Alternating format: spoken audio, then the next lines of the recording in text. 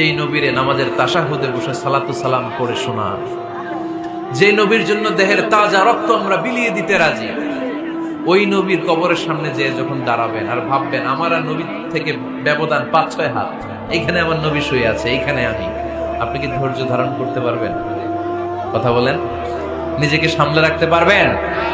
আমার নবীর কোন উম্মত প্রথম যখন উমরা করতে যায়, হজ করতে যায়, নবীর কবরের সামনে দাঁড়িয়ে নিজেকে সামলে রাখতে পারে না, চিৎকার দিয়ে কান্না আসে, চোখ দিয়ে ধা ধা করে অশ্রু ঝরে।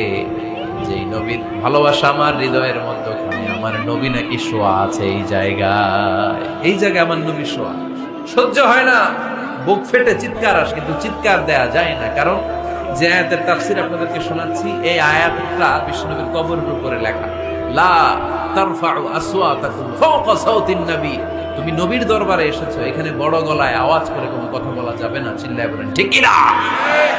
এই আয়াতটা আজও লেখা নবীর কবরের উপর, লা তারফাউ আসওয়াতাকুম ফাওকা সাওতিন নবী, এটা নবীর দরবার, এখানে চিৎকার চেঁচামেচি করে দুরূদ পড়া যাবে না, লাফালাফি করা যাবে না, ভদ্রভাবে আন্তরিকতার সাথে বিনয়ের সাথে নবীরে সালাম দিতে হবে।